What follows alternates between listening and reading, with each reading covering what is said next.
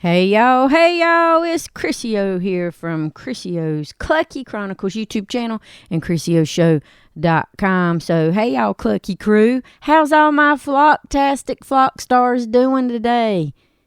I'm doing all right. I'm coming from you right here from my Eastern North Carolina homestead farmstead for another one of your Clucky Chronicle adventures. So, anyway, let's talk about it because it's happening, y'all. It's coming right on down. We're talking about fall. Yeah, tis the season for fall, and it's fixing to be painting my yard with reds and golds and purples and browns and all kinds of stuff. But I want to tell you that my flock here, full of chickens, ducks, quails, guineas, and all the sassiness they bring, they're absolutely going to be losing their minds over it. Because I'll tell you, when the leaves drop, it's like nature's treasure map, and it hides all kinds of snackies underneath them. We're talking bugs, seeds, grubs, you name it, it's under there.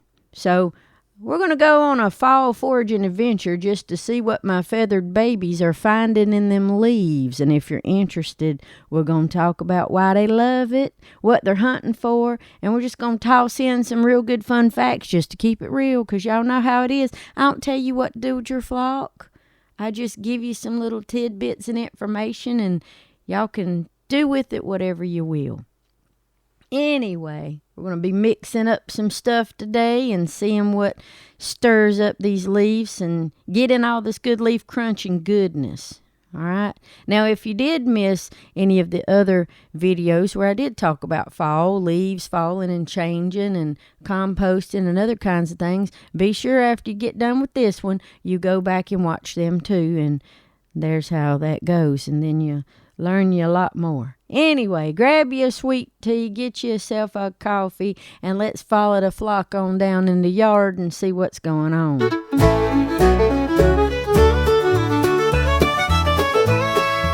So here's a question for you. Why are leaves a forager's dream? Well, let me just go ahead and tell you.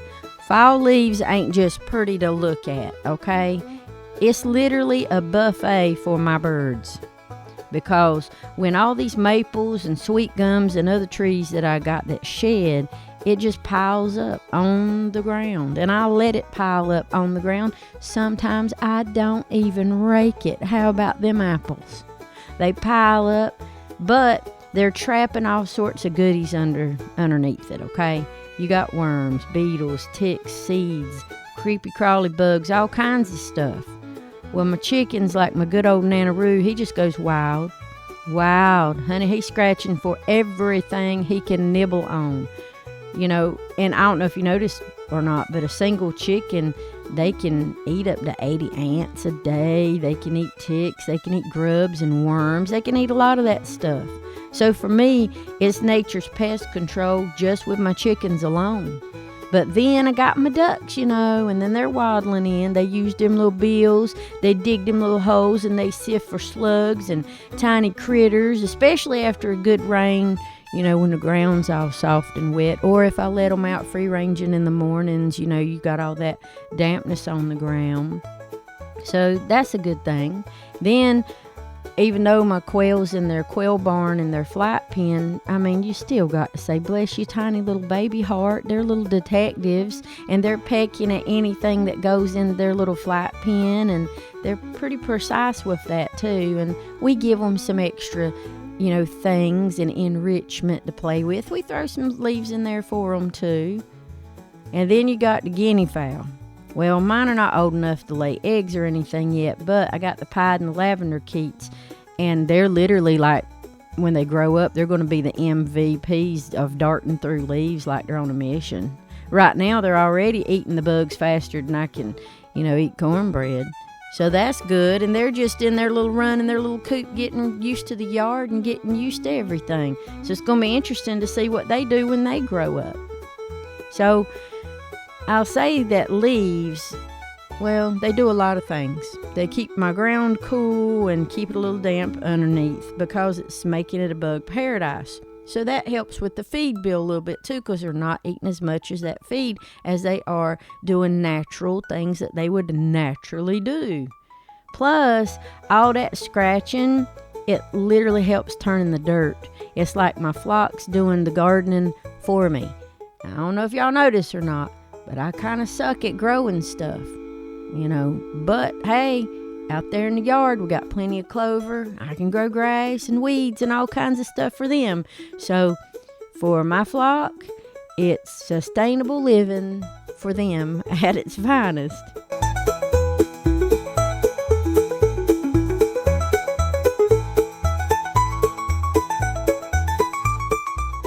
Well, let's talk about my foraging flock right here, literally. So I want to meet the stars of my leaf pile party. So first off, you guys know my pecking crew. I've got my chickens. Nanaroo's the boss. He's leading the charge. He's scratching like he's digging for gold. Chickens, my babies love the worms, the beetles, anything creepy crawly that they can find hiding under the leaves. Because let me tell you, honey, it's the funniest thing ever. They'll kick up a storm to find them. And here's a little fun fact for you. So if you didn't notice, chickens has got this thing called a gizzard, and it grinds up tough stuff like seeds. So they're eating what they find literally without a fuss. So they've got their own little machine, their little gizzard machine inside, doing the work for them so they can eat as much as their little gizzards and crops can hold.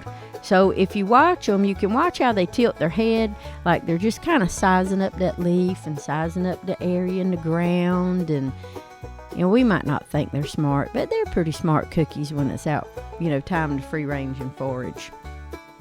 And next we got my ducks. Now you guys know that I love ducks. The ducks are nasty and gross and everything icky, but I love them. I love those water hogs. So my quackers, now they don't scratch like my chickens. They tend to like dabble a little bit. So if you ain't never seen one of my ducks do that, go back and look at one of the other videos. You'll see how they dig their little bills in the dirt. It's the cutest thing. They poke their little bills like into the wet leaves, and they're just getting the slugs or water bugs or whatever they can find out of there. Because let me tell you, I don't know about your ducks, but my ducks, honey, they got a knack for finding protein-packed snacks, and then their little webbed feet, it just stirs up the leaves, but they don't tear up my yard. So it's the cutest thing, and it helps their eggs. So if you ain't seen the video about where I talk about duck, chicken, and quail eggs and the bright yellow yolks and the protein and all that stuff that comes from foraging and all that, go look that up, because that's going to be a good, interesting video for y'all to see. Now, my quail, we've already talked about that. Quail, they're tiny, they're mighty. They're super picky, though. They peck at certain things like seeds, small seeds, or ants or whatever. They're naturally ground birds anyway, so leaves actually give them cover from hawks out in the wild. So when they're eating in their flat pen in their barn, their run area, I like to put like a little pile of leaves in there just so they feel like this is a natural thing for them. Plus, if they're out in the wild and you happen to have quail that are free ranging, I don't know if that's a thing, but hey, it might be, so there you go. They actually feel safer while they're snacking because they can hide under a pile of leaves. So in the wild, that's what they would normally do. So, and don't sleep on their eggs either, honey, because they're good in vitamins, especially vitamin B12s. It's good for little teeny tiny breakfasts.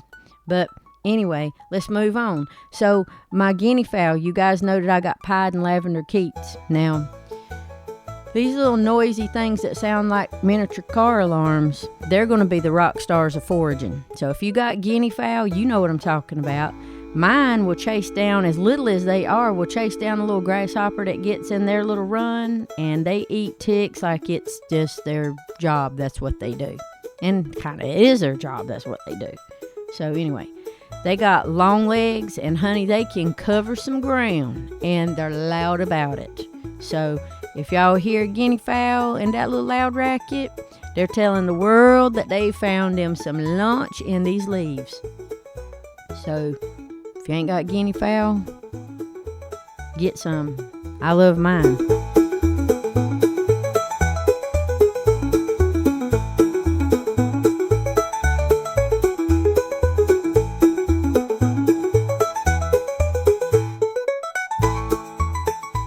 So let's talk about what my flock, what the pecking crew finds, and why it matters. So, what's literally the treasure my flock's hunting? So, I'm going to break it down a little bit and let you know what my guys actually like, because we're out there with them and we see it. So, chickens, mostly mine, they like worms, grubs, because it's high protein snacks, and it keeps them laying eggs like champs, okay? A good worm can have like 20% of protein, y'all. And fall is the best time because the bugs are literally trying to hide from the cold. So there you go. And that's one of the reasons too why we feed them mealworms, because of the protein. If they can't get it naturally and you're not in a position to where you can free range or partially range or free range or whatever, and they have to be in a run in a coop or a yard, then we do supplement with mealworms. And that's why, because if they were out in the elements, then they can get them a good old juicy earthworm, you know.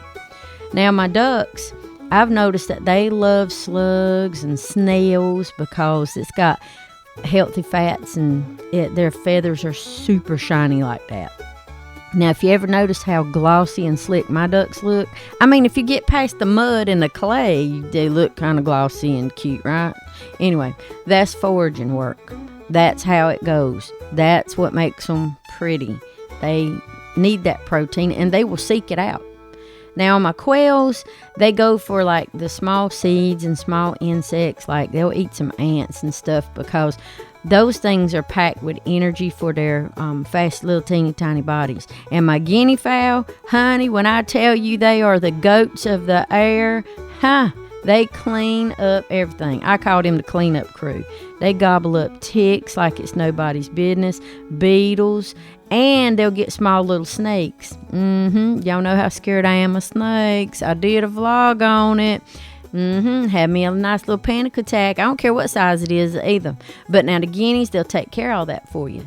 I mean, that's why, you know, pretty much everybody in my flock are homestead heroes, because they're going to keep pests low without me having to use so many additional chemicals and things in my yard and in my garden. And, you know, you might say, well, why does that matter, Chrissy? Well, let me tell you, foraging ain't just free food.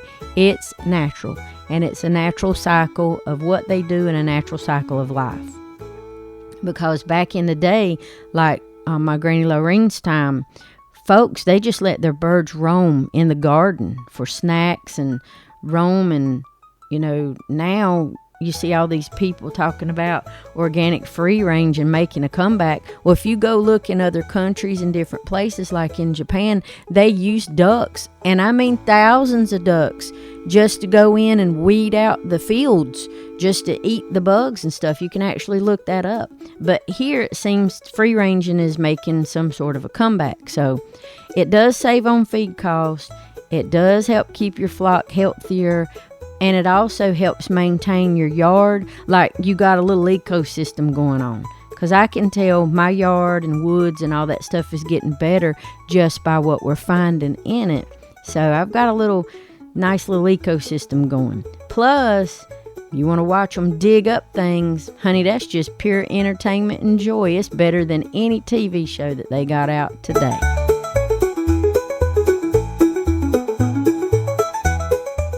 Now, I'm going to talk about a few little tips for fall foraging fun. So, it's just tips now. I ain't telling you what to do. But, here's what I do. So, if you want your flock to do like mine, and you want to join like the fall foraging fun, let me tell you how we do it. What we do is we pile up some leaves in the yard, maples, oaks, whatever leaves you got falling down. We make it like a playground for the birds. If you don't want to rake it, you ain't got to rake it because it'll still compost down. They will help you compost it. Some years I don't rake nothing. I just let it all lay out there, and then we grind it up and chop it up with the mower. Then we rake it up and then put it in compost. It's up to you. But like, I just try to make things fun for my birds because they've got to be enriched and entertained. Otherwise, they ain't going to hang around. Birds are birds, right? So you got to make sure that the leaves ain't been treated with any kind of chemicals, like no city park clippings. If you live in the city, you don't want any of that, okay? And you want to make sure that you're checking for wet spots after the rain, because ducks and chickens, especially mine, honey, they love those muddy patches for worms, but they will dig a hole all the way to China if you ain't careful, okay? And then you walk in that hole and you turn your ankle over. Just be careful with that whole business, okay? And then you got to make sure you give them some space, because guinea fowl, chickens, and ducks, they want areas to roam. They just want to roam. I mean, it's natural. But keep an eye out, because you don't want them wandering over to the neighbor's house, eating their, gardens and eating their flowers and stuff up. So just be careful with that if you're living tight, close quarters. We don't have to worry about that here. But if you do, that's something to look out for. Now, for quail, you can add low bushes or leaf piles for cover, which we do. You see us in their run with the natural grasses and stuff that we will plant in their run, and they love it in there. Even though they're covered, it's part of their natural environment. And let me go ahead and say this. You can't worry about it if they make a mess. They are going to turn your yard into a leaf confetti party almost daily. And if you're worried about it, rake it up. But if you're not worried about it, like I'm not worried about it, just let them do their thing.